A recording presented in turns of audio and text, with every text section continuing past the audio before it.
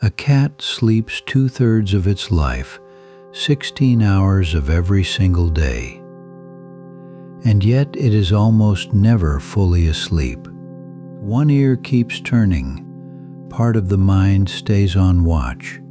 Tonight, you'll discover why the most rested creature in your home is also the most alert, how it dreams and why it wakes at dusk. For now, there is nothing to do.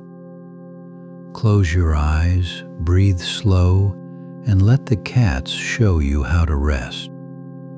Somewhere nearby, a cat is sleeping. Perhaps you can picture it, folded into a soft comma on a windowsill, or stretched long across a warm patch of floor, ribs rising and falling in a slow, unhurried rhythm. It is the most ordinary sight in the world. And yet, if you stay with it a while, it begins to open into something quietly astonishing. Because a cat does not sleep the way you sleep. It sleeps more, far more. Over the course of a single day, the average adult cat will spend somewhere between 12 and 16 hours with its eyes closed. Kittens, still assembling their small bodies, may drift for 18 hours or more. And the very old return to that same long rest. Measured across an entire life, a cat spends close to 2/3 of it asleep. For every hour it walks the earth awake, there are roughly 2 spent somewhere softer. Think of that for a moment. If you slept the way a cat sleeps, you would be awake for only 8 hours of the day and asleep for the other 16. By that measure, the cat is not merely fond of sleep. Among the animals that share our homes, it is something like a champion of it. The question that follows is a gentle one. Why? Why should a creature so alert, so precise, so famously self-possessed, choose to spend the greater part of its existence unconscious? The answer is not laziness. It is not boredom. The answer, as with so much about the cat, is written into the body of the hunter it has always been. Trace the house cat back through time, and you arrive at a small, tawny predator, the African wildcat, stalking the dry edges of ancient landscapes. Its whole design was shaped for a single, demanding profession. It was built to catch and eat other animals. And hunting for a small cat is not a leisurely affair. It is a discipline of stillness followed by sudden, total effort. A cat hunts in brief, explosive bursts. The slow creep, the frozen crouch, the muscles gathering, and then the strike, a spring of pure power that lasts only seconds. This is a body engineered for the sprint, not the marathon. Its muscles are rich in the fast twitch fibers that deliver speed and force, and those fibers burn energy at a tremendous rate. A single failed pounce costs the cat dearly. And most pounces do fail. In the wild, a hunting cat may need many attempts to make one meal. Here lies the heart of it. To live by hunting is to live by an uncertain and expensive trade. The prey is small, and each catch returns only so much fuel. The chase spends that fuel quickly. So over countless generations, the cat's ancestors settled into an elegant economy, a bargain struck between effort and rest. spend energy in short, brilliant flashes when the moment is right. And the rest of the time, whenever there is no reason to move, conserve it. Lie down. Let the fires bank low. Sleep. Seen this way, all those hours of slumber are not idle at all. They are the other half of the hunt. Every long afternoon spent dreaming in the sun is the cat doing exactly what its lineage perfected, saving its strength, holding its reserves, waiting for the hour when hunting is worthwhile. Sleep is how the predator pays for the pounce. And notice when a cat is most awake. Not at high noon and not in the deep of night, but in the tender light between the soft hours of dawn and dusk. Cats are what biologists call crepuscular, most alive in the twilight. It is no accident. This is the very window when the small animals they evolved to hunt are stirring, and when the cat's remarkable eyes, gathering the faintest light, give it every advantage. So the cat arranges its whole day around those hours. It rises to meet the twilight, and it sleeps through much of what lies on either side. There is one more piece to this quiet architecture, and it may be the loveliest. A cat does not take its rest in one long block, the way you settle in for a single night. It scatters its sleep in pieces across the whole day, a nap here, a doze there, a deeper rest folded in between. Scientists call this polyphasic sleep, sleep in many phases. The famous catnap is not a metaphor. It is a real and ancient strategy, a way of resting that never strays too far from readiness. For much of that time, the cat is only lightly asleep. Its ears still turn toward a sound. Its body stays loosely poised. Should something worth chasing pass by, or something worth fleeing, it can pour back into full wakefulness in an instant, with none of the heavy fog that clings to us when we are startled awake. The cat has learned to rest without ever fully lowering its guard, to keep one foot in the world of dreams and one in the waking dusk. So the next time you find a cat asleep, breathing slow in a pool of afternoon light, you might see it a little differently. Not as a creature giving in to idleness, but as one obeying a very old and very wise instinct. It is not wasting the day. It is keeping faith with the hunter it has always been, storing away the strength that the twilight will ask of it, one soft hour at a time. And beneath those closed eyes, something more is happening still. For sleep, even a cat's sleep, is not a single thing. It has layers and tides and hidden rooms, and in the deepest of them, the sleeping cat begins to dream. And so, while the long hours of daylight slip past in that deep folded stillness, something in the cat is only waiting. The sleep you have been watching is not the whole story. It is a held breath. For the animal curled in the warm square of afternoon sun is built, from the inside out, for a different hour entirely.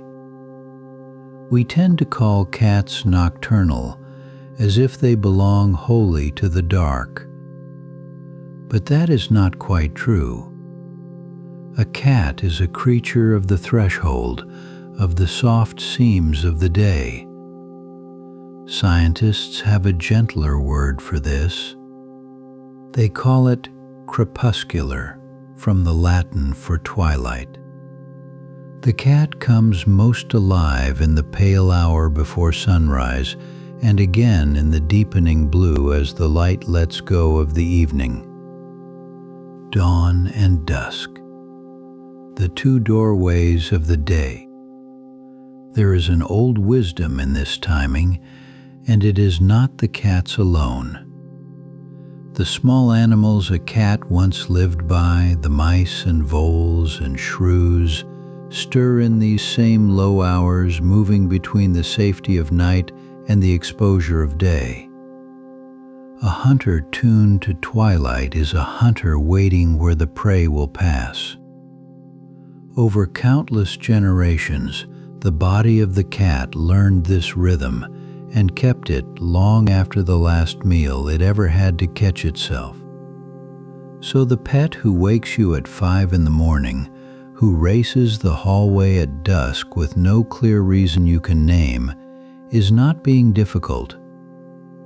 It is simply keeping an appointment far older than your household. Notice how the sleep supports this rather than opposing it. The cat does not spend its energy in one long push through the day. It spends it in careful savings, in the many short rests you have already come to know, so that when the light turns, the animal is ready. Rest here is not the opposite of the hunt. It is the hunt's quiet preparation. But to move through the world at the edges of light, you need eyes made for it. And this is where the cat holds one of its most beautiful secrets. If you have ever caught a cat in a beam of light at night, you will have seen it. That sudden, quiet glow, gold or green, rising from the back of the eye as if a small lamp had been lit inside. It can seem almost supernatural. It is not. It is physics, patient and elegant. Behind the light-sensing layer of the cat's eye lies a thin mirror of tissue. Its name is the tapetum lucidum, which means, softly enough, the bright carpet. When light enters the eye, it passes through the retina, the layer that gathers it. In our own eyes, whatever light is not caught on that first pass is simply lost, absorbed and gone. But in the cat, the light that slips through strikes this inner mirror and is sent back the way it came, given a second chance to land on the light-sensing cells. Every faint photon is offered to the eye twice. The glow you see is nothing more than the small remainder, the light the cat did not need escaping back into the night. You are watching the eye return what it could not use. This mirror is the reason a cat can see in conditions we would call complete darkness. Not true darkness, for no eye can see without any light at all. But in the faint glow of a distant street lamp, in the last silver of the moon, in what feels to us like nothing, the cat sees a world laid out in soft, usable shape. By most careful estimates, a cat needs only about 1/6 of the light that you and I require to make sense of a scene. Where you would stand blind and cautious, feeling for the wall, the cat simply walks. And the mirror is only part of it. The whole eye is arranged for the low hours. The cat's retina is crowded with rods, the cells that answer to dim light and to movement, far more of them than we carry. Its pupils can open enormous and round, drinking in every scrap of brightness, then narrow to those fine vertical slits when the day grows too strong. The eye you find so expressive is, first and always, an instrument. It is tuned like a fine antenna to the exact frequencies of twilight. There is a cost, as there is to everything, and it is a quiet one. All that gift for the dark comes at the expense of the day's fine detail. The cat trades away some sharpness, some richness of color for its command of the dim. It does not see the world as vividly as you do in full sun, but it was never meant to. It was meant for the blue hour, for the moment the room fills with shadow and you reach for the light switch, and the cat beside you needs nothing at all. So consider the animal again, sleeping there in the afternoon. The stillness is real, and it is deep, but it is a stillness with a direction. Every hour of that folded rest is being gathered and saved toward the turning of the light, toward the ancient twilight appointment written into the body. And behind the closed lids, those extraordinary eyes are waiting too, their inner mirrors dark for now, ready to catch and return the first faint gleam of dusk. The daylight begins at last to soften. Outside the window, the gold is turning to amber and then to a low and gentle blue. And in the warm shape on the cushion, something ancient stirs and begins quietly to wake. And so the cat settles, folding itself into a shape that seems built for stillness. Yet the rest that follows is not a single unbroken descent into the dark. It is something far more intricate. What looks from the outside like one long surrender to sleep is in truth a rhythm assembled from many small pieces, taken apart and put back together again and again across the quiet hours of a day. Watch a cat over the course of an afternoon, and you will begin to notice that it does not sleep the way you do. You gather your rest into one great block, a single crossing of the night from one shore to the other. A cat scatters its sleep instead. It takes rest in fragments, laying them down like smooth stones set gently across the whole surface of the day. Scientists call this polyphasic sleep. Many phases, many separate bouts. A life of rest divided into countless little chapters, none of them very long. A cat may drift off and wake again 20 times, 30 times, sometimes more between one sunrise and the next. Each rest is brief. Some last only a few minutes. Others stretch out toward half an hour, no further. But added one to another, patiently, all through the light and the dark, they amount to a great deal of sleep. 12 to 16 hours in a typical day, and more still for the very young kitten and the aging cat, whose hours of waking grow shorter and softer with time. Consider the shape of a single one of these rests, for within it lies a small and elegant architecture. When a cat first lets go, it does not fall all the way down at once. It enters the lighter waters first. This is the true catnap, the shallow doze, and a cat spends the greater part of its sleeping life here, roughly 3 of every 4 sleeping minutes. In this light sleep, the body does not fully release its grip. The muscles keep a faint tension ready. An ear will rotate, slow and deliberate, turning toward a sound you did not even hear. The cat is resting, and yet some quiet sentry within it remains on watch. From this shallow place it can wake in an instant, fully and completely, as though it had never been asleep at all.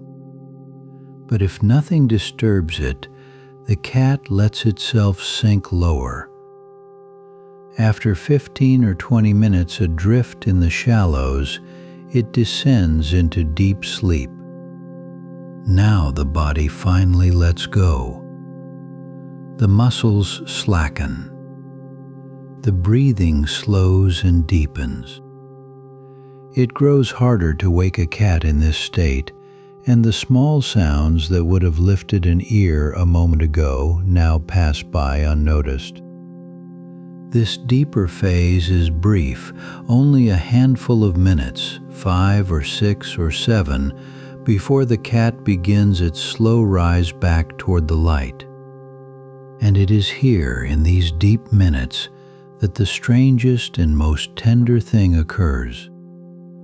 Look closely at a cat in deep sleep, and you may see the paws begin to twitch. A whisker trembles. The tail gives a small flick against the floor. Beneath the closed lids, the eyes dart back and forth. This is the phase of rapid eye movement, the dreaming sleep, and though the body has gone soft and still, the mind within has grown vivid and busy. We cannot know what a cat dreams of. Perhaps the arc of a leap, the flick of prey through grass, the warmth of a remembered lap. But we know the dreaming is real. It was, in fact, the sleeping cat that first revealed this dreaming state to science. In the middle of the last century, the French researcher Michel Jouvet studied cats to understand this paradoxical sleep, and it was through them that we came to see how the brain can burn so brightly while the body lies at rest. Then the cat rises again into light sleep, and soon after perhaps it wakes altogether, or perhaps it slips back down for another turn through the cycle. Light to deep and back to light, over and over, each full turn lasting only 20 to 30 minutes. This is the wheel on which a cat's rest is built, small and quick and endlessly repeating, so unlike the long, slow arc of your own night. Why should a cat sleep this way, in fragments always ready to wake? The answer is written into what a cat is. It is a hunter, shaped by a body that spends itself in sudden brilliant bursts, the sprint, the pounce, the strike, and then must pay that energy back in rest. But it is also, in the long story of its ancestry, a small creature in a wide world, a thing that other things might hunt. To sleep for 8 unbroken hours, deaf and defenseless, would be a luxury the wild could not afford. And so evolution struck a quiet bargain. Sleep, yes, and sleep often, and take the deep restoring rest the body needs. But keep the bouts short. Stay near the surface most of the time. Keep one ear turning. Be able to go from stillness to full flight in the space of a single breath. The catnap, then, is not laziness, and it is not simply comfort. It is a solution refined over millions of years to a problem you have never had to solve: how to rest completely without ever being truly off guard. Each small sleep is a whole journey in miniature, down into the deep and back up to the light, folded neatly into a quarter of an hour and repeated as many times as the day allows. And as the cat begins another slow descent, its breathing settling into that soft and even tide, we can follow it a little further down into the deeper question of what all this sleeping is actually. Watch a cat long enough as it sleeps, and you will notice that stillness is not the whole story. The body settles, the breathing slows, and for a while there is nothing but the soft rise and fall of the flank. Then, quietly, something changes. A whisker trembles. A paw flexes as if reaching for something that isn't there.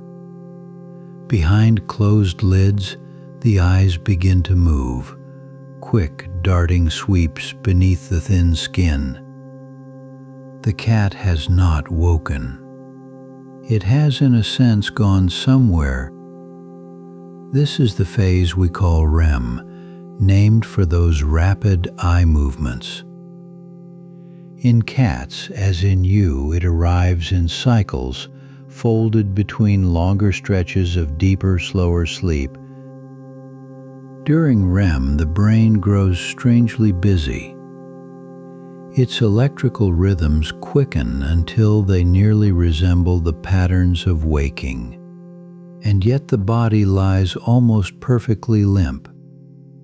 The muscles release their hold.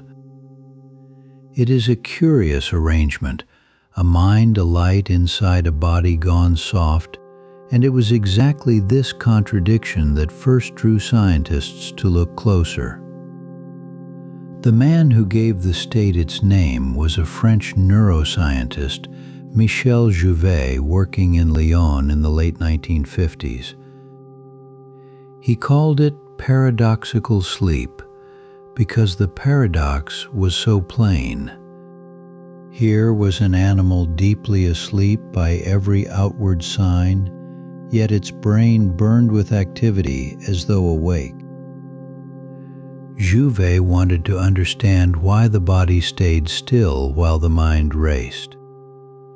And so he turned his attention to a small, ancient structure buried in the brainstem, the pons. The pons sits low, where the brain meets the spinal cord, governing many of the body's automatic rhythms. Within it, Jouvet found the switch responsible for the deep, muscular stillness of REM.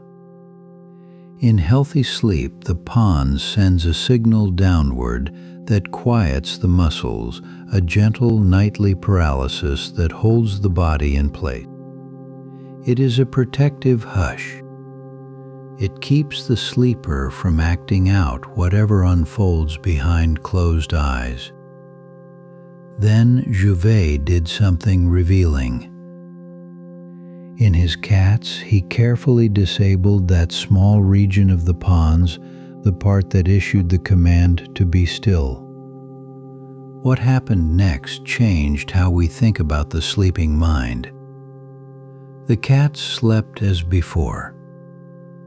They sank into the slow depths, then rose into REM. But now, when REM arrived, the paralysis did not come with it. And the cats began to move. They did not wake. Their eyes stayed shut, their brains still showing the clear signatures of sleep. Yet they lifted their heads. They rose. Some crouched low as though tracking unseen prey. Some arched their backs, batted at the air, pounced on nothing at all. A sleeping cat performing the silent choreography of the hunt, stalking, grooming, watching, while the world it answered to existed only within. It was as close as science had come to watching an animal dream. For that is what the experiment implied. The movements were not random. They were the ordinary business of being a cat. When the body's nightly paralysis was lifted, the dream simply spilled outward into the muscles. And it suggested that the small twitches you see in any sleeping cat, the paddling paws, the flicking ear, the working whiskers, are faint traces of the same thing. Fragments of movement escaping the hush. Little leaks from a running dream. We now understand that paralysis as a feature, not a flaw. During REM, the brain actively silences the motor neurons that would otherwise carry its commands to the limbs. Chemical signals hold the muscles in check, so the vivid inner activity of the dream stays inner. Your own body does the same thing every night. It is why, in a dream, you can run and run without ever leaving the bed. There is a clue, too, in the very young. Newborn kittens spend the greater part of their sleep in this active REM-like state, far more than an adult cat ever will. Scientists suspect that all this early dreaming has less to do with memory than with construction, the developing brain firing and wiring itself in the dark, rehearsing the machinery of a life not yet lived. As the kitten grows, the proportion settles, and REM takes its smaller, steadier place among the night's quieter depths. So cats dream. On this, the evidence is quietly persuasive. What they dream of, we cannot say with certainty. No animal can describe its night to us, and we should be careful not to pour our own imaginings into their sleeping minds. But the shape of Jouvet's cats offers a gentle hint. They seem to dream in the language of their waking lives, of movement through grass, of the patient crouch, of small things that dart and must be followed. There is something reassuring in that thought. The dreaming brain does not invent from nothing. It works with the material of the day, sorting and replaying, practicing perhaps the skills that matter most. In this, the sleeping cat is not so different from you. Both of you drift each night into a place where the body rests and the mind quietly stirs. Both of you move through worlds no one else can see. The next time a cat sleeps near you, watch for that moment. The slowing breath, and then the small betrayals of the dream, the twitch of a paw, the tremor along a whisker, the eyes moving softly beneath their lids. Something is happening in there. A quiet hunt, perhaps, across a field that exists only in the dark, and the body wisely holds still and lets it pass. And so the sleeping cat settles, and the shape it chooses is never an accident. Watch closely, and you begin to read a quiet language written in the body itself. Every fold, every tucked paw, every turned belly is a sentence.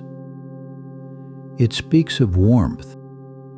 It speaks of safety. It speaks of how much the cat trusts the room it lies in. Begin with the loaf. You have seen it 1,000 times. The cat draws its front paws beneath its chest and folds them out of sight so that it sits like a small warm bread, still and rounded eyes half closed. This is a shape of gentle readiness. The paws are hidden, but the legs remain gathered underneath, coiled softly so that the cat can rise in a single motion if it chooses. A loafing cat is resting, not surrendering. It is comfortable, yet still listening. The muscles are relaxed but not undone.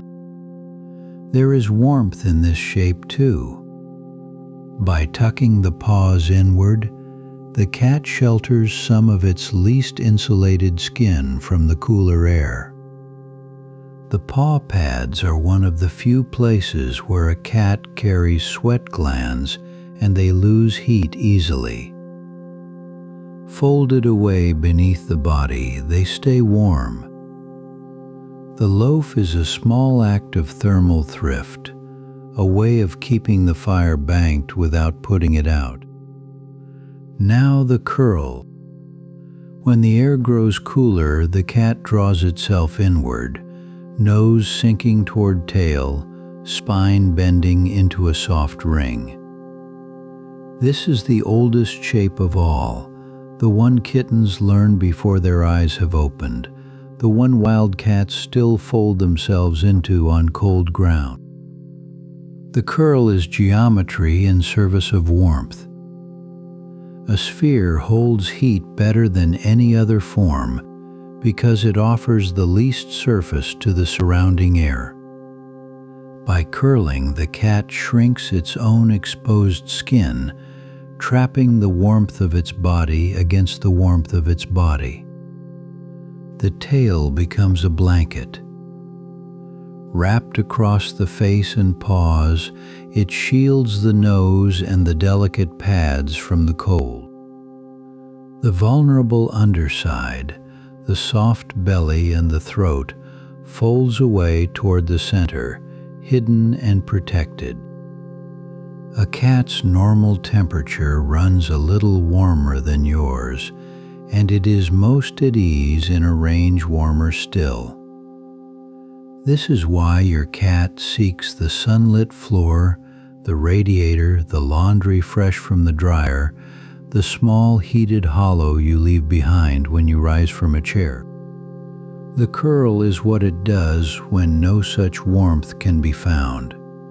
It becomes its own warm place. And then sometimes the shape opens.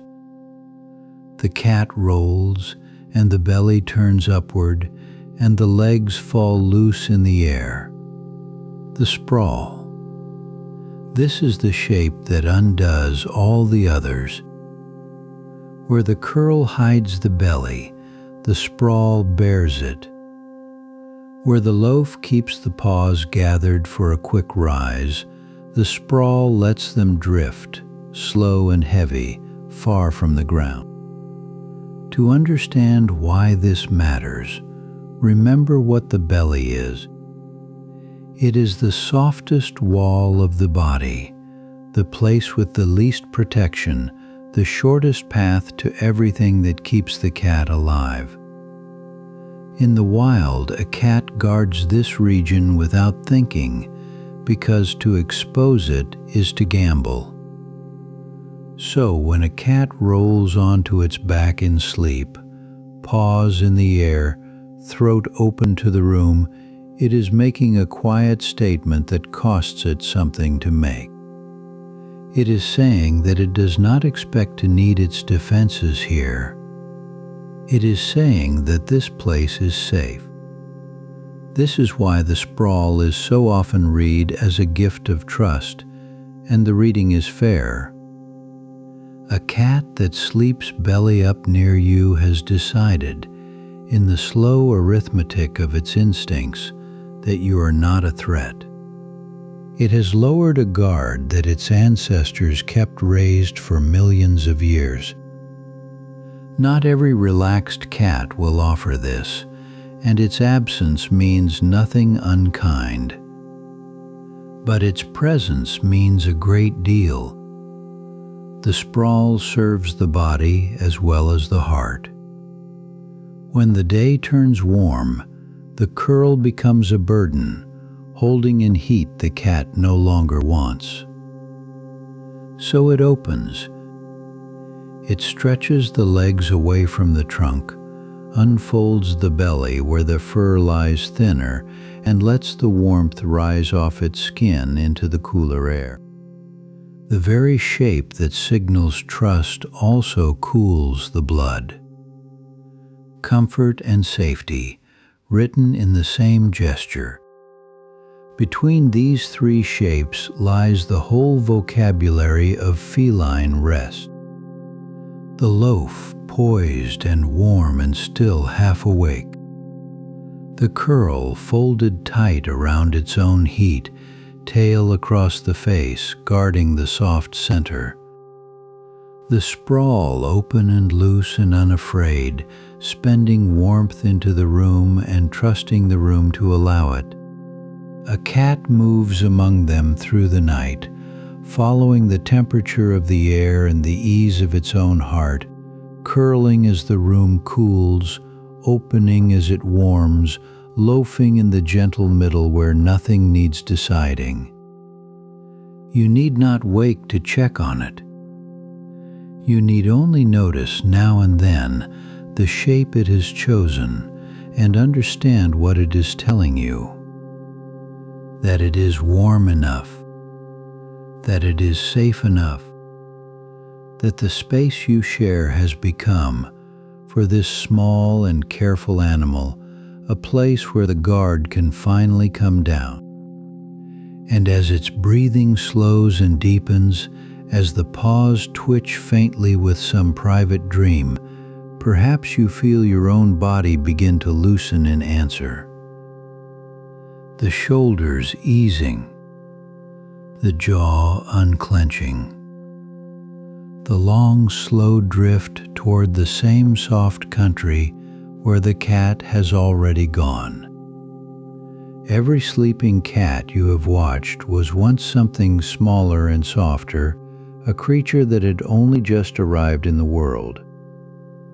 And so, to understand the sleep of cats, we drift back to its very beginning, to the first hours of a life when sleep is nearly everything there is. A newborn kitten is a study in gentleness. It weighs little more than a handful of feathers, perhaps 100 grams. Its eyes are sealed shut. Its ears are folded and closed, still waiting to open onto sound. It cannot yet walk, cannot yet see, cannot yet warm itself against the cold. In these first days, the kitten does only a few things. It nurses. It presses close to its mother. And above all, it sleeps. The numbers are almost hard to believe. A newborn kitten spends close to 90% of its day asleep. Wakefulness comes only in brief islands, mostly for feeding, before the tide of sleep rolls quietly back in. Where a grown cat divides its day between hunting, grooming, watching, and rest, the newborn has almost no such divisions. There is milk, there is warmth, and there is sleep. That is the whole of its world.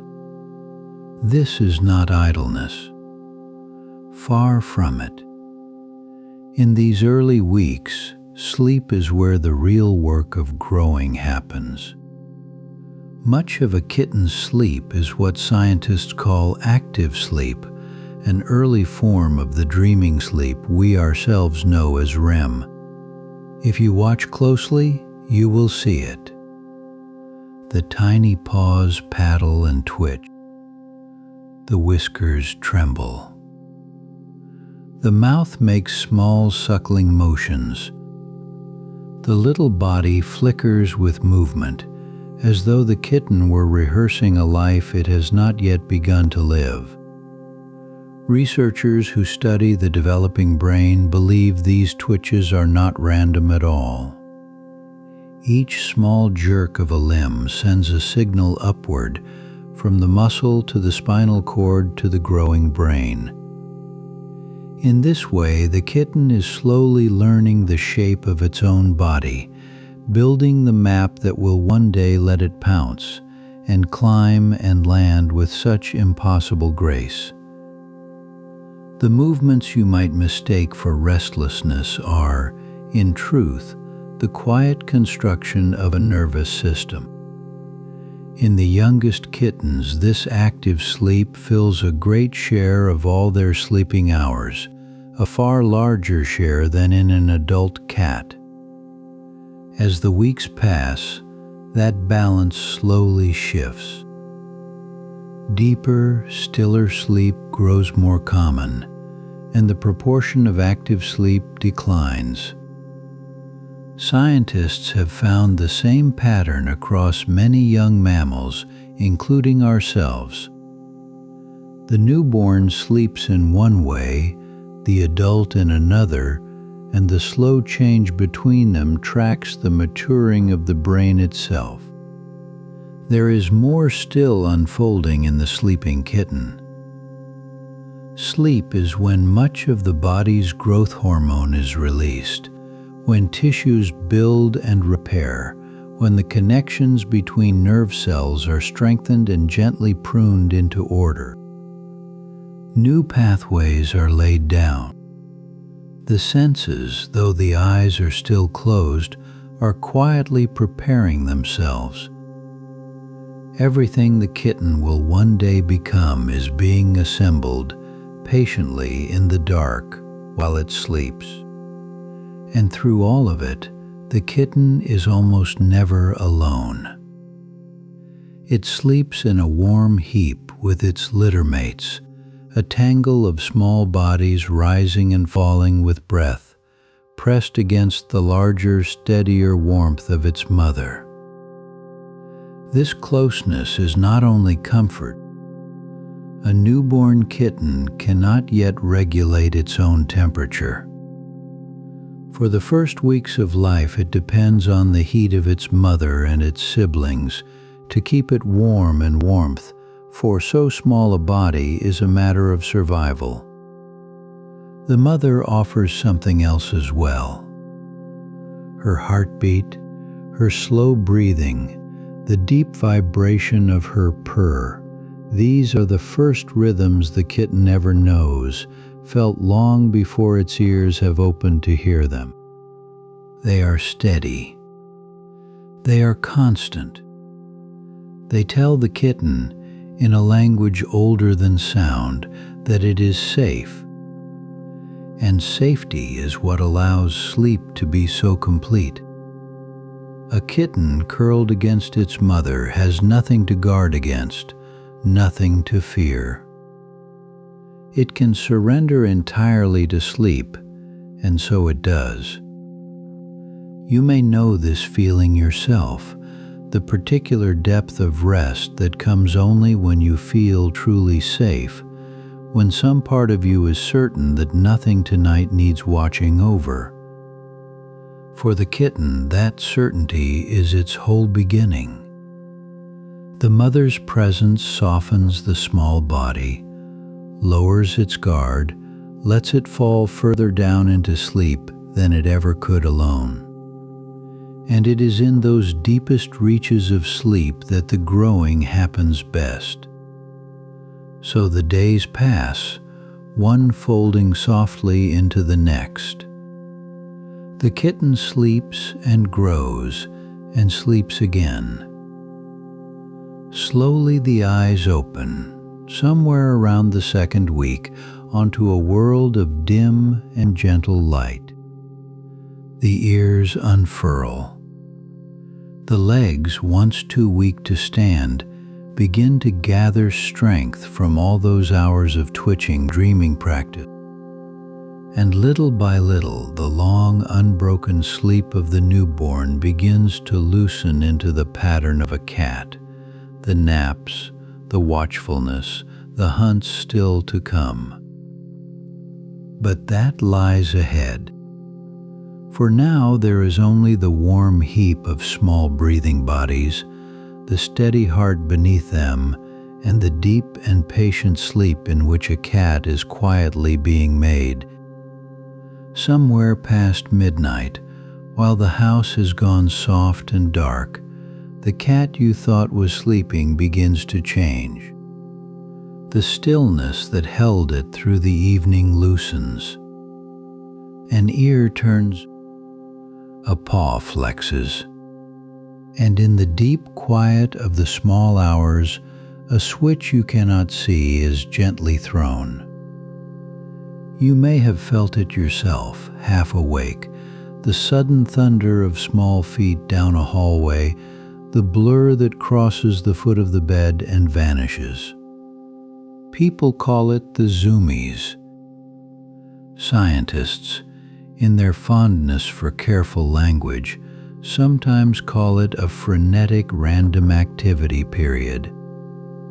But there is nothing truly random about it. What you're hearing in the dark is the echo of an older schedule, one written long before there were hallways to run down. The house cat is not, despite its reputation, a creature of the deep night. It is crepuscular. Its energy rises with the failing of the light at dusk, and again with the first gray suggestion of dawn. These are the hours of the hunt. And the reason lies not with the cat at all, but with what the cat was built to catch. Mice and other small rodents move most freely in the shelter of low light. They emerge at twilight, forage through the cooler hours, and grow busy again before sunrise. A predator that wished to eat them had to learn their timetable. Over countless generations, the ancestors of your cat did exactly that.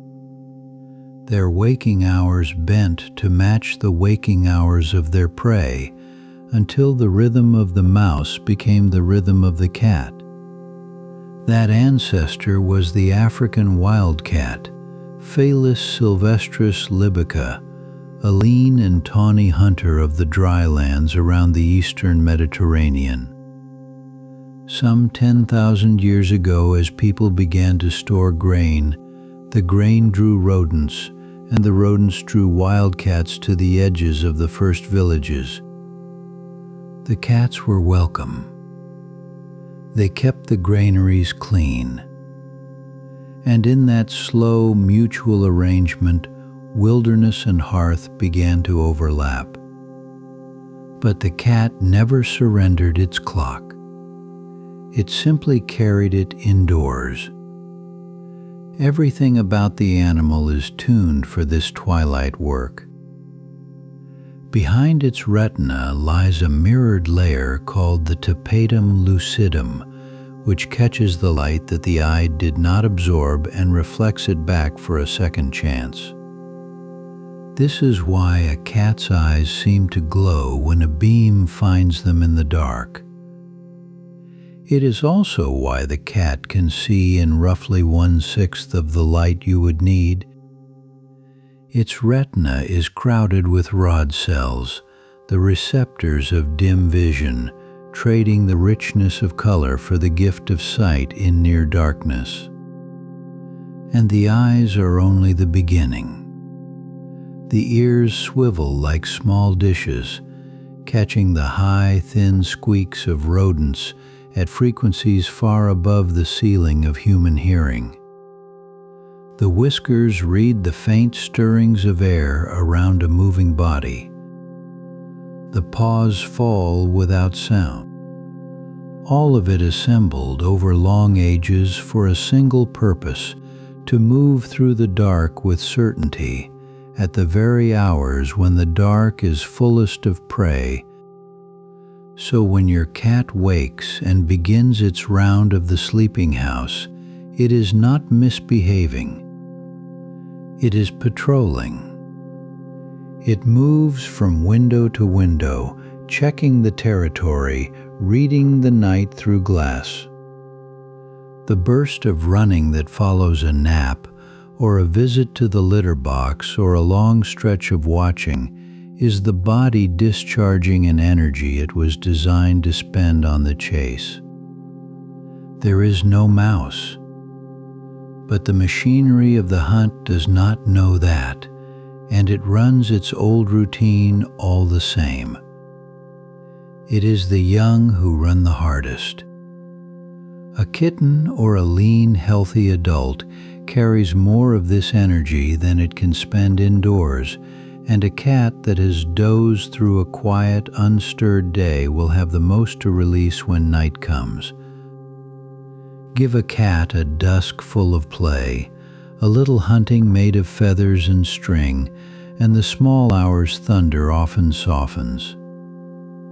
The drive has simply been met earlier, closer to the hour it was meant for.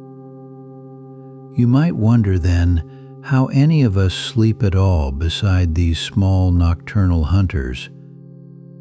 The answer is that the cat has quietly met us partway. Unlike its desert ancestor, the indoor cat lives inside a human day. Studies of cats sharing our homes find that their rhythms drift toward ours: more activity while we are awake, more rest while we sleep, shaped above all by the times we feed them. A cat learns the hour of the morning bowl and begins to wait for it, stirring before the alarm, pacing the kitchen in hopeful anticipation. This is the same ancient timing mechanism, only now the prey wears slippers and keeps the food in a cupboard. Still, the deep programming never fully fades. The cat sleeps, as it always has, in many short chapters rather than one long night, a pattern we call polyphasic. It dozes and surfaces and dozes again, 16 hours or so across the whole turning of the day, never far from waking. And so there will always be a moment, often somewhere near 3 in the morning, when the internal tide comes in. The eyes open. The body remembers what it is for. And for a few minutes the house belongs to the patrol. If it wakes you, try not to think of it as mischief. Think of it as inheritance. In the dark of your quiet room, a small animal is keeping a watch that is thousands of years old, walking a border between the wild and the warm that its kind first crossed beside the earliest farmers. It will make its round. It will find the night secure. And then, its duty done, it will fold itself back into sleep beside you, warm and certain, waiting without worry for the next turning of the light. For a long time we imagined the purr was a simple thing. A sound of contentment, we said, the feline equivalent of a smile. And it is that, but it is also stranger and older and far more interesting than a smile. Listen closely, and the purr reveals its architecture. It is not shaped in the mouth the way a meow is shaped. It begins deeper in the larynx, where a small cluster of muscles opens and closes the narrow space between the vocal folds. A signal travels from the brain, a steady rhythmic pulse, firing perhaps 25 to 150 times each second. Some researchers believe it comes from a kind of neural oscillator, a small circuit that keeps its own time without any effort from the cat. The muscles answer. The glottis flutters. And as air moves across it, both when the cat breathes in and when it breathes out, that flutter becomes sound. This is why the purr never seems to pause. A meow needs a breath, a beginning and an end. But the purr rides both halves of the breath, in and out, a seamless engine that can run for minutes without interruption. You have felt this. The unbroken thrum, like a small motor idling somewhere warm. Scientists who have measured this sound find something curious in the numbers. The frequencies gather most densely in the low range, around 25 to 50 Hz for the fundamental, with softer harmonics reaching upward toward 150. These are deep vibrations, slow by the standards of sound. And this low band appears not only in the house cat, but in many of its wild relatives that purr, from the cougar to the cheetah, as though the frequency itself were something worth conserving. It also happens to fall within a range that researchers working entirely separately in laboratories that had nothing to do with cats had already found interesting. Because low-frequency vibration, it turns out, is not inert. In studies of bone and tissue, gentle mechanical vibration in roughly this range, the 20s, the 30s, the 40s of hertz, has been associated with greater bone density and in some experiments with faster healing. Bone is a living material. It listens to force. It thickens where it is loaded and thins where it is idle. And certain frequencies of vibration appear to encourage the cells that build and repair it. So a hypothesis took shape, quiet and unproven, and it is worth holding lightly. What if the purr is not only an expression, but a kind of therapy? What if a cat, curled and thrumming, is bathing its own body in a frequency that helps keep it whole? The idea gains a little weight when you notice when cats purr. Contentment, yes, the lap, the sun, the slow stroke of a familiar hand. But cats also purr when they are frightened. They purr at the veterinarian, trembling on the cold table. They purr when they are injured. Mother cats purr through the labor of birth. And some cats remarkably purr in their final hours when there is no comfort left to express. That last fact unsettled the old story. A sound of happiness should fall silent in distress. This one does not, which suggests the purr may be doing something for the cat regardless of mood, a form of self-soothing, a way the animal steadies itself from the inside. The vibration may calm the nervous system. It may ease pain. It may perhaps tend quietly to bone and muscle worn by the long business of being alive. None of this is settled science. The healing hypothesis remains a hypothesis, elegant and incomplete. We do not yet know how much a purr could heal, or whether the vibrations a cat produces are strong enough to matter to its own tissues. Honest researchers say so plainly. But the questions are real, and they are being asked, and there is something lovely in the not yet knowing. What we can say is this: the cat carries within it a small rhythmic instrument, tuned to a frequency that the body, perhaps its own, perhaps yours, seems to find agreeable. When it settles against you and begins, you are resting inside a slow wave somewhere between 25 and 150 cycles a second, repeating and repeating with the patience of breath. And you respond. This part we understand a little better. The sound of a purr tends to lower human tension. Blood pressure eases. The shoulders drop. The breath slows a fraction. The mind, without being asked, begins to unclench.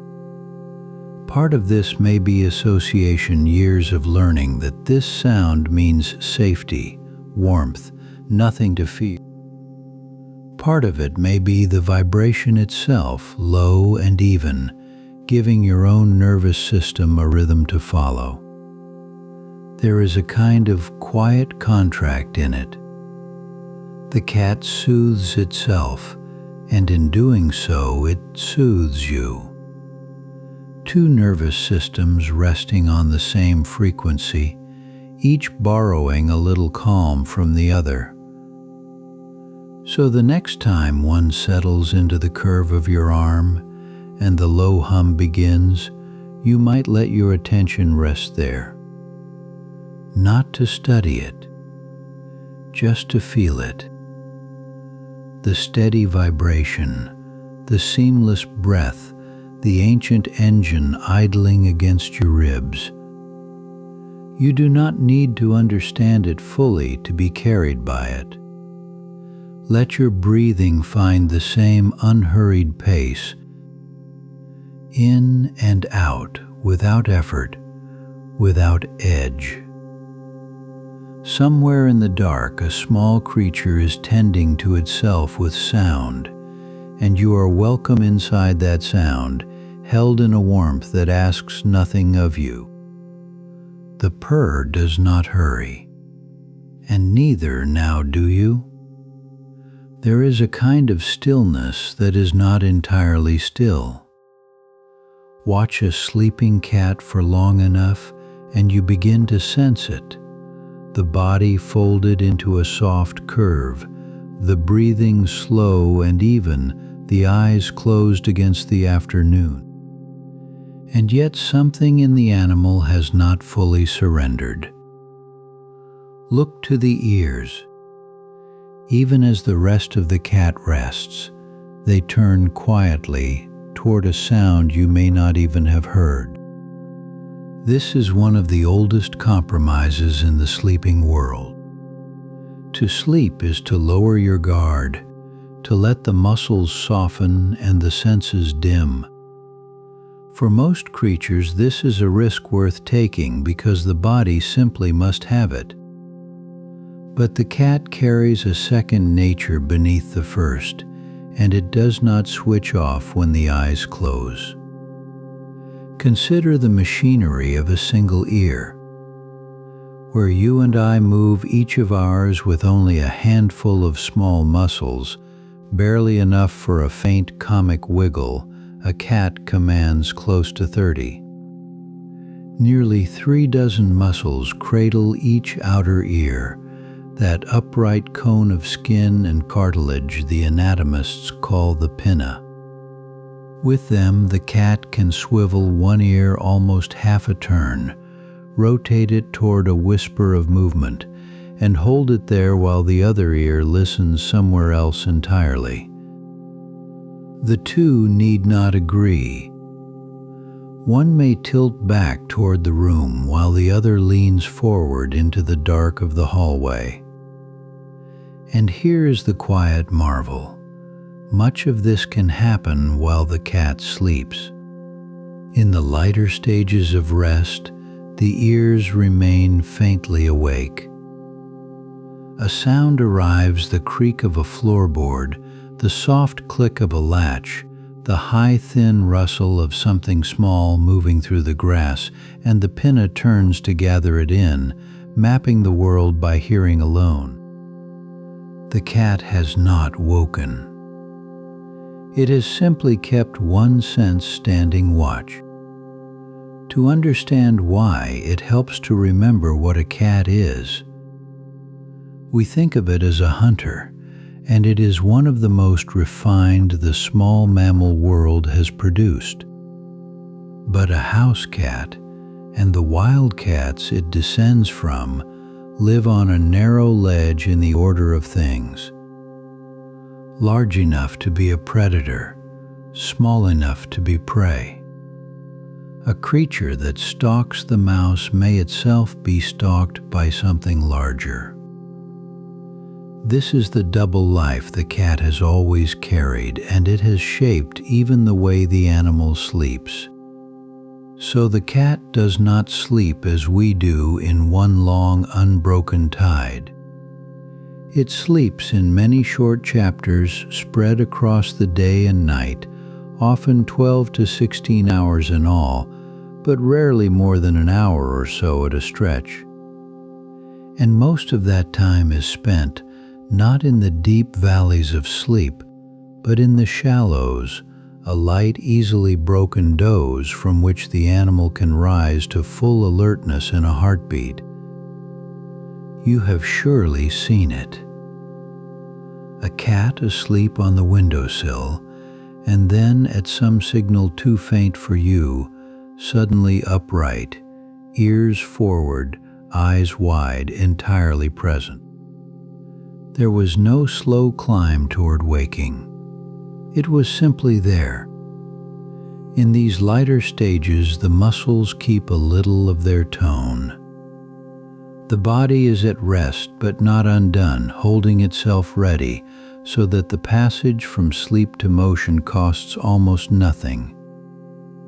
Only later, when the cat sinks into its deeper sleep, the stage where the whiskers may tremble and the paws twitch through some private chase, does the body finally release its hold, the larger muscles falling slack in a way that would make sudden flight impossible.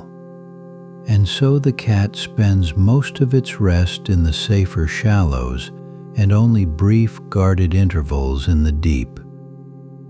The turning ears belong to those shallows.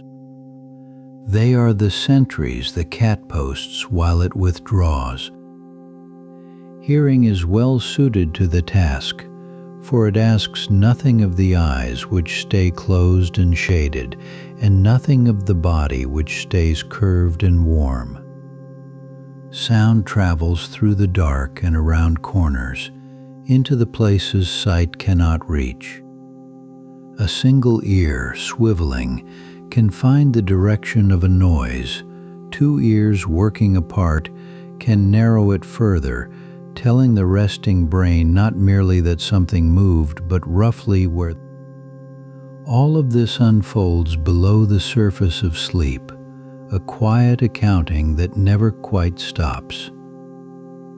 There is something gentle in this if you let yourself see it that way.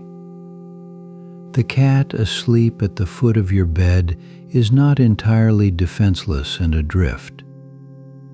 It is held, in part, by its own attentiveness, a body that has learned to rest without ever fully abandoning the world. It trusts the room enough to close its eyes and keeps its ears turning as a small insurance against the trust being misplaced. And perhaps that is why a cat can seem so deeply at ease in our homes, so untroubled by the long hours it gives to sleep. It is not staking everything on the safety of a single moment. It has kept a part of itself on watch, as its ancestors did on the open ground, beneath the same slow stars, listening. The predator and the prey lie down together in the same soft body, and neither of them ever quite sleeps at once. So the next time you find a cat curled in a patch of sun, breathing slow, watch the ears. Watch how they drift and turn while everything else stays still. They are listening for you and for the house settling around you both, and for the faint machinery of a world the cat has never entirely stopped tracking, even here, even now, even in sleep. The cat asleep in your home carries an old inheritance, and to understand the shape of that sleep you need only follow it outward, across oceans and open country, to the wide, warm places where its larger cousins still lie down beneath the sky. Begin where the grass grows tall and golden. On the savannas of Africa, The lion spends the greater part of its life at rest. A lion may sleep or drowse for 18 to 20 hours in a single day, its heavy body loose in the shade of an acacia, one paw draped over another, breath moving slow and even. To a passing eye, this looks like idleness. It is nothing of the kind. It is a strategy refined across millions of years for surviving in a landscape that gives generously and rarely. Consider the arithmetic of a large predator. A hunt is a gamble spent in a single violent currency, the burst, the chase, the muscles firing all at once. Most attempts fail. But when one succeeds, the reward is enormous, a meal of many kilograms, enough to carry the body for days. So the lion lives in two speeds. There is the brief lightning of the hunt, and there is the long, deep stillness that surrounds it. The stillness is where the calories are kept. Every hour of rest is an hour of digestion, of repair, of heat conserved against the fierce afternoon sun. Sleeping for a lion is not the absence of work. It is the quiet half of the work. The timing matters too. Lions are creatures of the cool margins of the day, most active in the darkness, at dusk, and in the gray hour before dawn, when the air is kinder and prey moves without seeing them. The midday heat belongs to sleep. And because lions live in prides, that sleep is shared. They pile together in loose heaps, cubs against flanks, tails over faces, a tangle of trust. There is safety in numbers even at rest, and there is warmth, and there is the simple social fact of a family that hunts together and therefore sleeps together. Now leave the open plain and step into the dappled shade of the trees, where a different cat keeps a different counsel.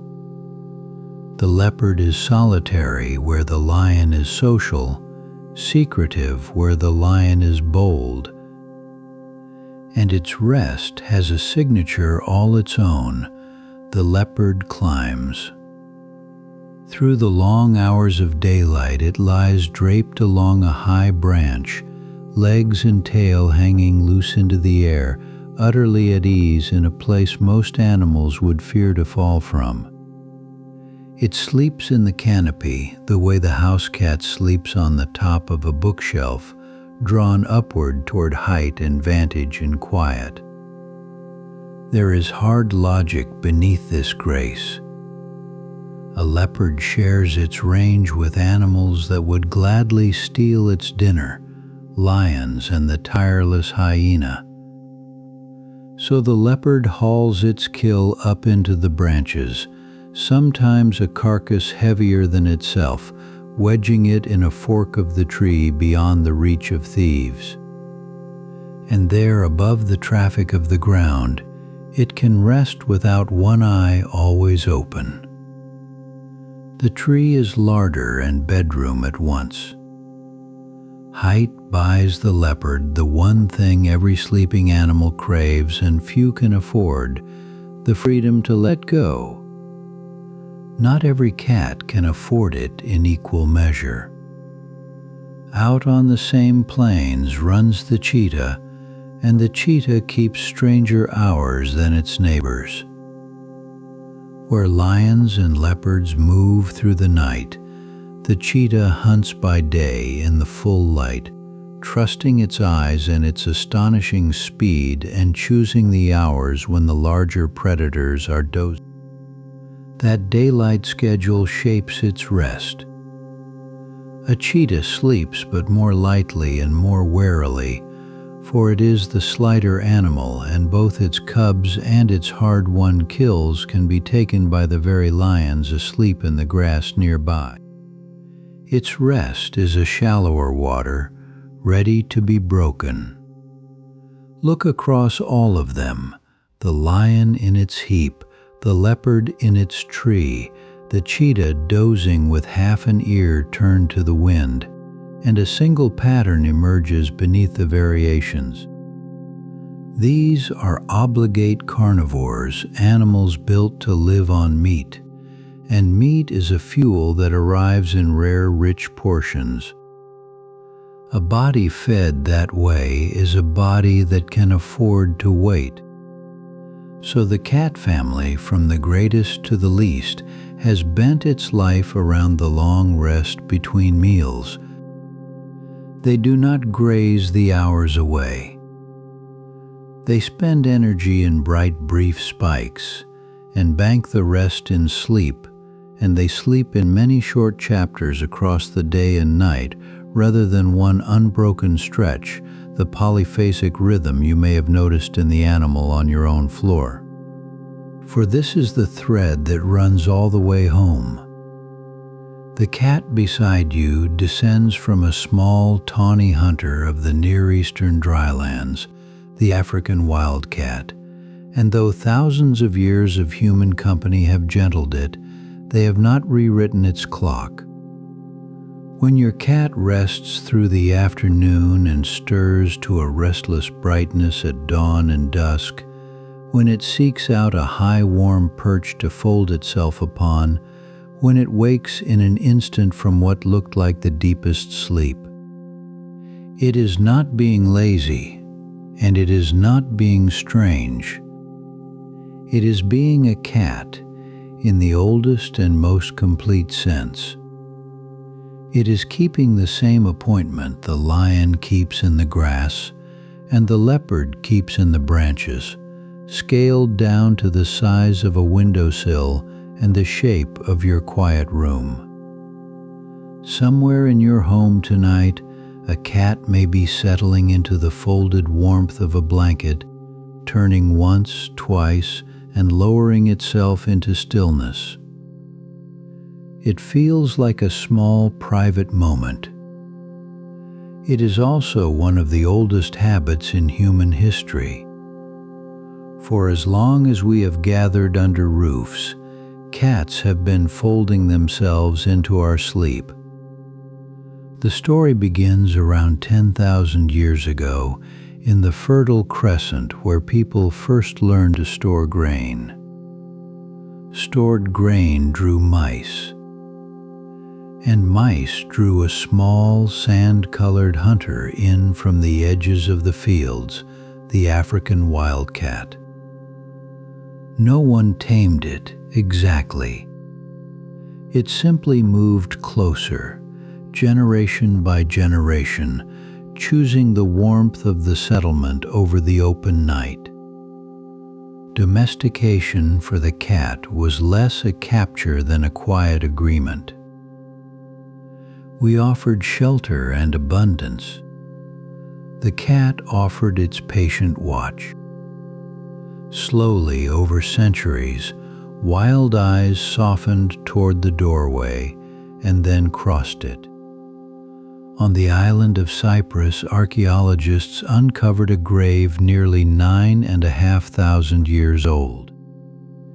In it lay a human, and close beside the human, carefully placed a cat. Whatever bond existed between them was strong enough that someone wished it to continue into rest. It is the earliest trace of a truth cat lovers already know. This is a companionship people want to carry with them, even into sleep. Nowhere did that companionship bloom more fully than in ancient Egypt. Along the Nile, cats moved from granary to courtyard to home.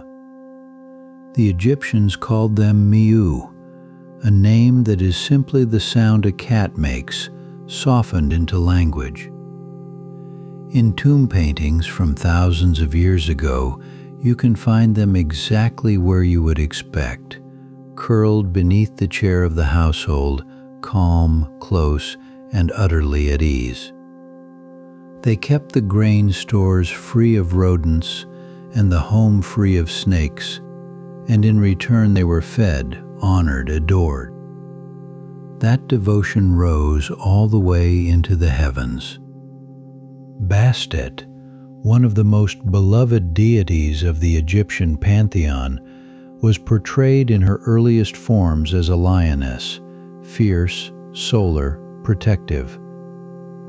But as the centuries passed and cats settled ever deeper into daily life, her image gentled. She became a cat-headed woman, and often simply a seated cat, upright and serene, ears tall, eyes half closed. Bastet watched over the home and the family, over fertility and childbirth, over the quiet domestic world where people ate, rested, and slept. To keep a cat was to keep a small piece of her presence in the house. Her great festival at the city of Bubastis drew enormous crowds each year, by some ancient accounts among the largest gatherings in Egypt, in celebration of a goddess whose form was the same animal drowsing by the hearth. Cats were so cherished that harming one was among the gravest offenses in the land, and when a household cat died, its family mourned it deeply. From Egypt, cats went to sea. They traveled with Phoenician and Roman ships, sleeping in coils of rope, keeping the cargo safe from mice, stepping ashore at every port. Centuries later, they sailed with the Norse. Modern DNA studies have traced ancient cats along Viking trade routes, quiet passengers on cold northern waters. Even Norse mythology gave them a place of honor. The goddess Freya was said to travel in a chariot drawn by cats. Wherever people made homes, cats arrived soon after. And wherever cats arrived, they found their way to the warmest place to sleep. In the medieval Islamic world, cats were welcomed with particular tenderness. Regarded as clean animals, they were free to wander homes, markets, and even mosques, dozing in patches of courtyard sun while the city moved gently around them. And in a European monastery in the 9th century, an Irish monk paused in his copying to write a poem about his white cat, Pangur Bán, who hunted mice through the night while the monk hunted words. Two quiet companions working side by side in lamplight and resting side by side after. In Japan, cats guarded the silkworm houses and the rice stores, and in time became symbols of good fortune. Temple cats still nap on warm wooden verandas today. Across Europe, cats claimed the hearthstone, the windowsill, the foot of the farmhouse bed. Century by century, without any decree or plan, one species with the deepest love of warmth found the other species that had learned to keep fires. And so we come to the modern bedroom, perhaps to yours. Surveys suggest that around half of the people who live with cats share their sleeping space with them, a nightly arrangement stretching back to mud brick houses on the Nile. There is a quiet logic to it. A cat's body runs warmer than yours, a small radiator of around 38.5 degrees Celsius, drawn by instinct to the same soft heat-holding places you choose. A cat's purr hums in the low frequencies, roughly 25 to 150 hertz, a slow vibration many people find deeply soothing. and gentle contact with a companion animal is associated with calm, a settling of the breath, an easing of the mind toward rest. But perhaps the deepest gift is the trust itself. A cat will only sleep soundly where it feels truly safe. When a cat stretches out against you in the dark, loose-limbed and unguarded, it is telling you in the oldest language there is that your presence means safety. That message has passed, night after night, from the granaries of the Fertile Crescent, through the temples of Bastet, across the decks of sailing ships, to the blanket at the end of your bed. 10,000 years of shared nights, two species keeping each other warm. And tonight, once again, somewhere close by, a cat closes its eyes beside a human, and the ancient partnership continues, one soft breath at a time. Watch a cat cross a quiet room over the course of an afternoon, and you begin to see that its movements are not random at all. It is following something. A patch of sunlight drifts slowly across the floor, and the cat drifts with it, rising, stretching, resettling a little further along, always returning to the warmth. This is among the oldest instincts a cat carries, older than the house it lives in, older than the window it now dozes beneath. The pull toward warmth begins in the body itself. A cat's normal temperature runs higher than yours, somewhere near 38.5 degrees Celsius, more than a full degree above the human baseline. And the range of warmth in which a cat feels truly at ease, the zone where its body spends no extra effort keeping itself warm, sits higher too. Where you might reach for a blanket, a cat is still searching for heat. A surface that feels merely pleasant to your hand can feel, to a cat, like the first real comfort of the day. So the cat seeks the sun not out of idleness, but out of a quiet accounting. Holding body heat costs energy. Every degree the surrounding air falls below that comfortable zone asks the body to burn a little more fuel, to raise the fur, to shiver, to work.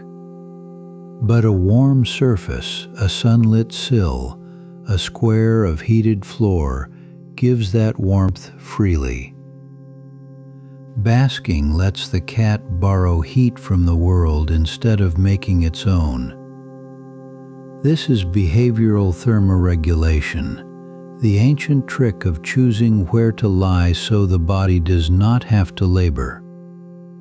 And when the body is spared that labor, something shifts in the quality of rest. Warmth eases the descent into sleep. As the muscles loosen and the surface heat soaks slowly inward, the cat slips more readily past the shallow, watchful drowse into the deeper stages where the body goes soft and still. A cold cat sleeps lightly, some part of its attention always held back to keep itself warm. A warm cat can let that guard down. The sunbeam in this sense is not only a comfort but a doorway, easing the passage into the profound sleep around which a cat's whole day is built. You can read this in the shape of a sleeping cat. In the cold it curls tight, nose tucked to tail, paws drawn in, making itself into a small, dense circle that hides every surface it can from the air. In warmth, it unspools. It rolls onto its side, then its back, stretching long, turning the thin-furred belly up to the light. The posture is a kind of thermometer. The looser the cat, the warmer it is, and the deeper, as a rule, it has allowed itself to fall. There's a gentle myth worth setting aside here. People often say a cat suns itself the way we do to gather vitamin D from the light. But a cat's skin does not make vitamin D from sunlight in any meaningful amount. The chemistry that lets human skin do so is largely switched off in cats. A cat takes its vitamin D almost entirely from what it eats. The sunbathing is about heat, plainly and simply, and perhaps about something quieter still. For light does more than warm. It keeps time. The daily rhythm of brightening morning and fading dusk reaches the brain through the eyes and helps set the internal clock that governs when a cat grows drowsy and when it wakes. Cats are creatures of the threshold hours, most alive at dawn and at twilight, and the slow wash of light across their world helps anchor that rhythm, telling the body where it stands in the turning of the day. A cat asleep in the afternoon sun is being wound softly, like a watch. The windowsill gathers all of this into a single perch. It is warm, catching and holding the sun through the glass. It is high, and height has always meant safety to a small hunter that is, in the wider world, also prey. From the sill, a cat can keep one drowsy eye on the street, the garden, the birds beyond the window, and still feel the sun press into its fur. Warmth beneath it, light around it, a view before it, and solid wall at its back. Few places a cat can find offer so much at once, which is why the sill so often becomes the chosen bed, worn smooth and warm by long hours of returning. And return it does all through the day, because the sun does not hold still.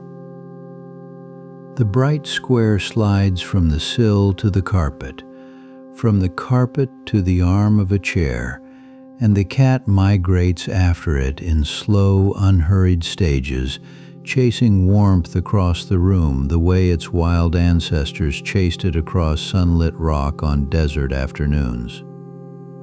Each new spot is settled into with the same small ceremony, a turn, a knead, a sigh, a folding down into the light. Then the sun begins to sink. The last warm patch climbs a wall and thins, and finally goes out, and still the cat lingers where it was, holding the fading heat as long as the surface will give it up. What it has gathered through those long, bright hours is more than comfort. It is rest itself, deepened and made whole by warmth, banked quietly against the coming dark. Soon the threshold hour will call it awake into the blue of dusk.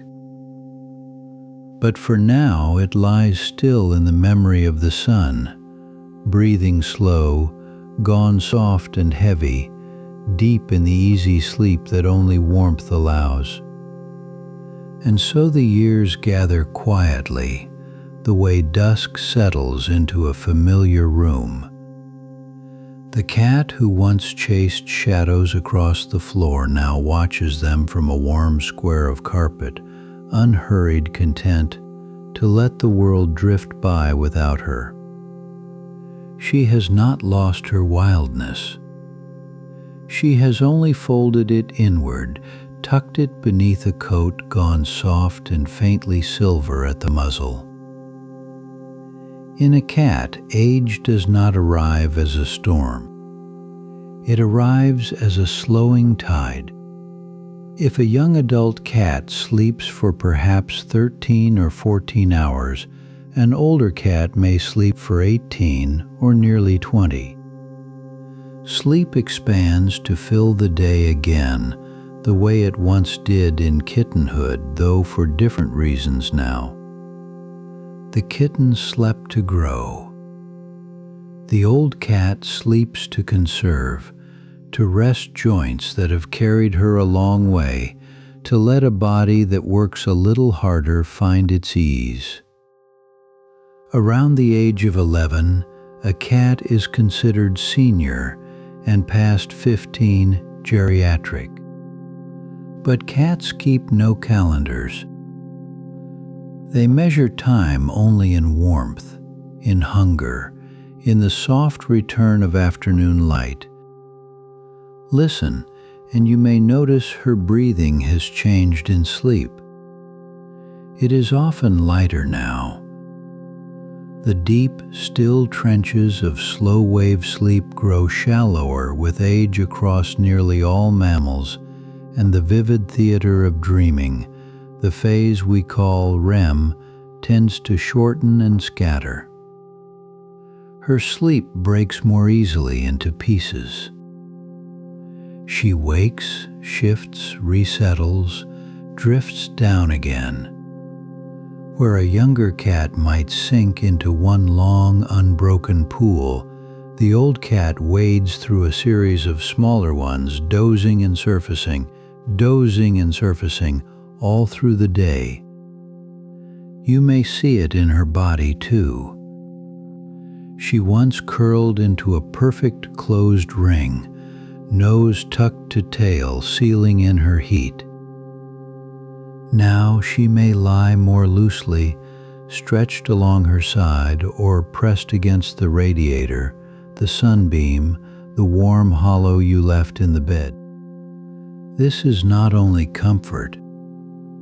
An aging cat regulates her temperature less efficiently than she once did, and stiff joints, the quiet ache of arthritis that touches so many older cats, can make the tight curl harder to hold. So she seeks warmth the way a plant seeks light, turning slowly toward it, following it across the room as the hours pass. Her inner clock is shifting as well. Every cat carries a circadian rhythm, a rising and falling tide of alertness tuned across millions of years to the dim edges of the day, to dawn and to dusk, when her ancestors hunted. In old age, that rhythm can loosen. The boundary between night and day grows soft. She may wake in the small hours and wander, calling out into the dark of a sleeping house, not from fear exactly, but from a mind that has for a moment lost its place in time. In some older cats, this is part of a gentle fraying that veterinarians call feline cognitive dysfunction, a slow change in the aging brain, not unlike the changes seen in aging people. It can blur the sleep-wake cycle, turn nights restless and days heavy with sleep, and stir a little confusion at the threshold of a familiar door. It is common, and it is manageable, and it is nothing to be feared. A night light left glowing, a warm bed kept in the same reliable place, a rhythm of quiet days, these small kindnesses help an old cat keep her footing in time. The world need only be made a little softer, a little more predictable to meet her where she is. And yet, for all this slowing, there is a deep and unhurried peace in the sleep of an old cat. Watch her in the long afternoon. She has nothing left to prove to the day. The hunts are done, the territories long since won and let go. She sleeps with the whole weight of a life well lived, pressing her gently into the cushion, and there is a kind of wisdom in it, a permission we rarely give ourselves. To rest simply because rest is good. To let the light move over the floor without chasing it. Her dreams, when they come, may be quieter than they once were, but they have not left her. Behind those thin, closed lids, the paws still twitch faintly at some remembered leap. The whiskers stir. Somewhere in the old machinery of her brain, a younger cat is still running through tall grass, and she follows, and she is not tired there. The body ages. The dreaming animal within it does not. There is comfort in this for us too. We fear the slowing of the ones we love, and we watch for it, and we grieve it a little before it comes. But the old cat teaches something softer, that the long naps of age are not a diminishment but a settling, a coming to rest, the way a river widens and calms as it nears the sea. She is not fading from the world. She is sinking more deeply into its warm and ordinary comforts, the sun, the blanket, the sound of your voice moving through the next room. So let her sleep. Let her sleep as long as she likes. When she wakes, she will find you in her slow and deliberate way and press her head once against your hand, and this too is a kind of dreaming carried into the waking hours. The years have not taken her softness. They have only distilled it, the way long steeping deepens a quiet warmth.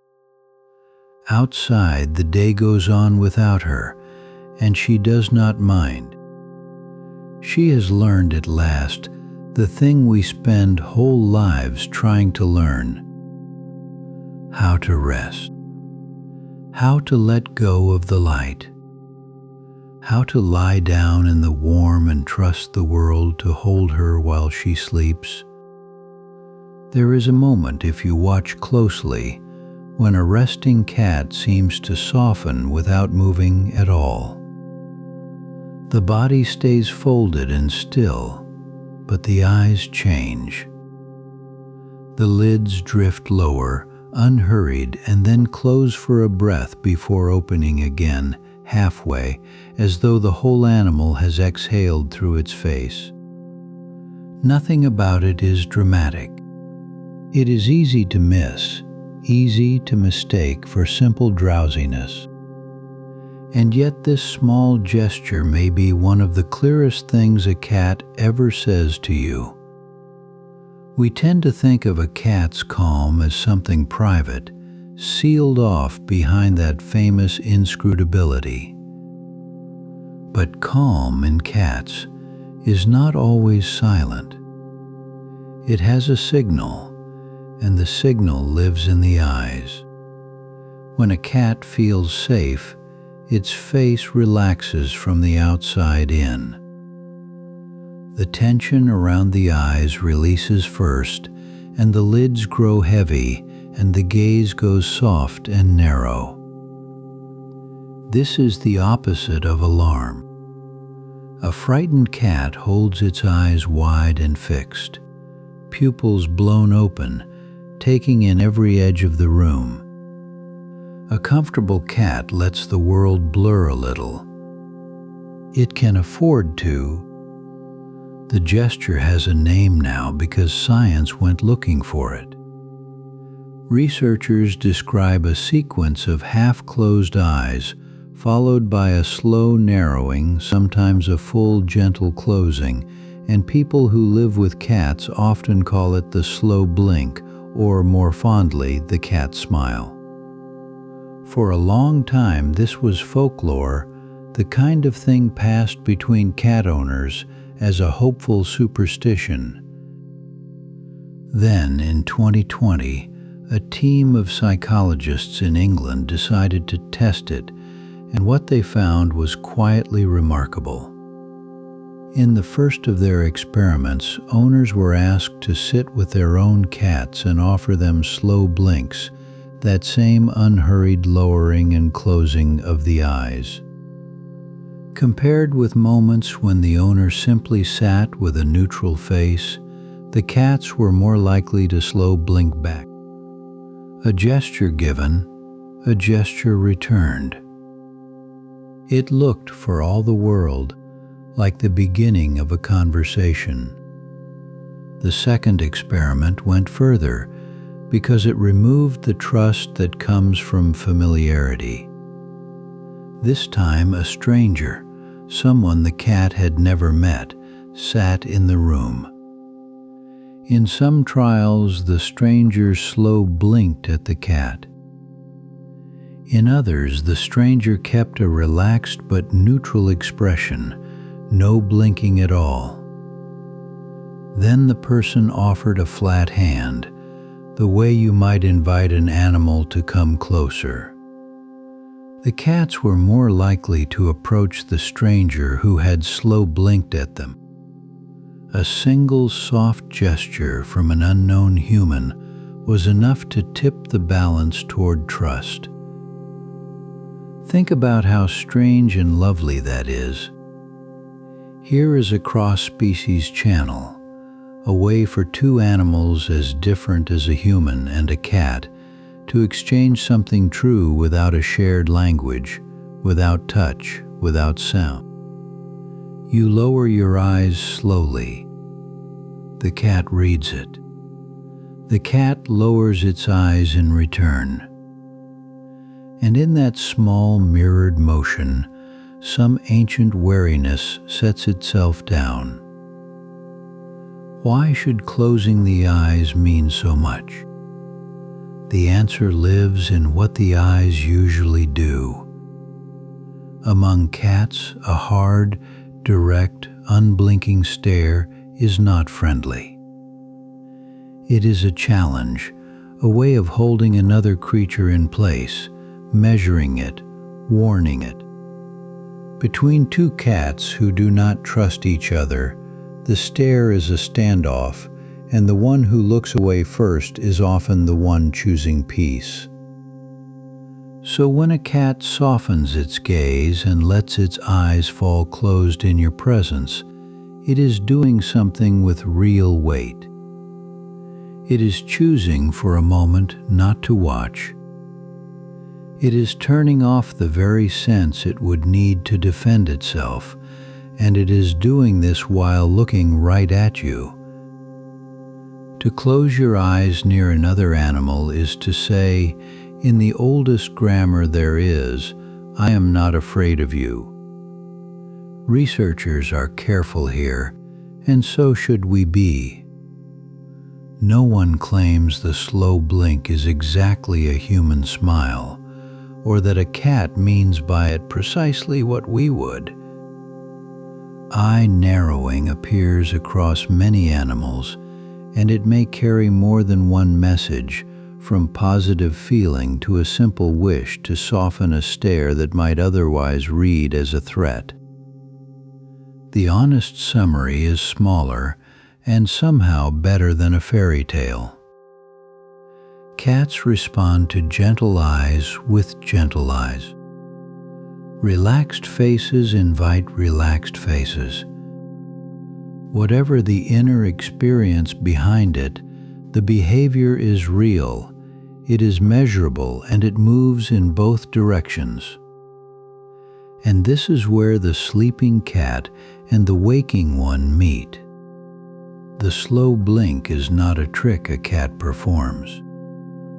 It grows out of the same physiology as rest itself, the lowering of the guard, the settling of the nervous system, the body deciding that this place is safe enough to stop scanning. It is the outward edge of the same calm that, minutes later, may slide the animal into a doze. When you offer a cat a slow blink and it returns one, you're not just being greeted. You are being let in on the border country between alertness and sleep, invited to stand at the threshold of its ease. So the next time a cat looks at you and its eyes begin to close, you might try answering in kind. Let your own lids fall, slowly without hurry, and open them again halfway. You may get nothing back, and that is fine. Or you may watch the cat's face go soft in return, the two of you blinking gently across the quiet room, saying the same wordless thing. Rest is coming. Nothing here needs guarding. You are safe, and so am I. And so, after all the watching and the waiting, the hunter comes home to rest. Somewhere near you now, or in the memory of every home that has ever held a cat, there is a warm shape folding into itself. The paws tuck beneath the chest. The tail curls around the body like a comma at the close of a long sentence. The eyes narrow to two slivers of gold, then to nothing at all. And the breathing slows and slows until it seems to belong to the room itself. We have followed this small creature through so many hours of stillness. We have learned that a cat gives 12 to 16 hours of each day to sleep, and that the very young and the very old give even more. We have learned that this rest is not one long crossing, but many short ones, taken and set down and taken up again, scattered across the day like stones across a stream. The cat does not wait for night to fall to close its eyes. It rests when resting is wise, and wakes when the light turns silver at dawn or amber at dusk. In those in-between hours it has always loved best. There is a lesson folded quietly inside all of this, and it has been waiting for us the whole way through. The cat does not apologize for its rest. It does not earn its sleep first or promise to make up for it later. When the body asks, the cat simply answers. It finds the warm square of sun on the floor, the soft weight of a blanket, the particular chair that holds heat long after everyone is gone. It arranges itself with great care, and then it lets go completely. Watch a sleeping cat, and you're watching an animal that has never once doubted its right to be still. And yet, even in that stillness, the cat is never entirely defenseless. In its lighter sleep, the loaf-shaped doze so many of us know, the ears keep their slow turning, swiveling toward a sound and away again, mapping the room without a single open eye. This is rest that listens. The cat has found a way to lay down its guard without laying down its life, to soften without vanishing. It is a kind of trust offered to the world in careful measure. But then the cat sinks deeper, and something remarkable begins. The body goes loose. The listening ears fall quiet, and into that quiet come the small movements we have all smiled to see, the twitching paws, the flicking whiskers, the tail that stirs as if brushing through grass that is not there. This is the dreaming sleep, the paradoxical sleep, and much of what the world first understood about it was learned from cats. Decades ago, in a quiet laboratory, a scientist named Michel Jouvet studied sleeping cats and gave this strange stage its name. He found that deep in the brainstem, in a small region called the pons, the body holds a gentle break, a muscular stillness that keeps the sleeper from acting out the theater unfolding behind its eyes. So when you see those paws paddling at the empty air, you are not watching restlessness. You are watching a mind at work in the dark, sorting the day, keeping what matters, letting the rest drift away.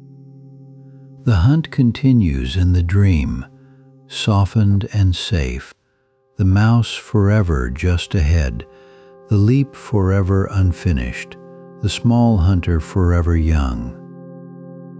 And sometimes from that curled and dreaming shape there rises a sound, the purr, low and even, somewhere between a breath and a machine, a vibration you feel as much as hear.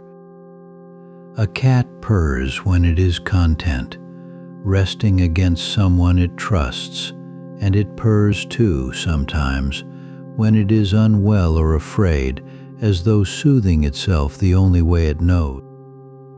It is a comfort the cat carries within its own body, always available, needing nothing from the world outside. Of all the things a cat could teach us, perhaps this is the kindest, that comfort can be something we make for ourselves quietly from the inside out. You have spent this time in the company of a creature that has mastered the art of rest so completely that we have almost forgotten to admire it. The cat wastes nothing on worry about sleeping too much or too little. It does not lie awake rehearsing the day that has passed or the one still coming. It closes its eyes where it feels safe, and it opens them when it is ready, and in between it simply trusts the dark to hold it. Maybe tonight you can borrow a little of that. Let your own breathing find the cat's slow rhythm. Let your shoulders come down from wherever they have been holding. You do not have to earn this rest. You do not have to finish anything first. Like the cat in its patch of fading warmth, you are allowed to lay your guard down gently, to soften without disappearing, to let the listening part of you grow quiet at last. The house is settling. The light has gone. The small hunter has stopped its dreaming and lies still and deep and easy, rising and falling safe. There is nothing left to watch for now, nothing to chase. The day has been sorted and set down. Whatever the morning holds, it can wait for the morning.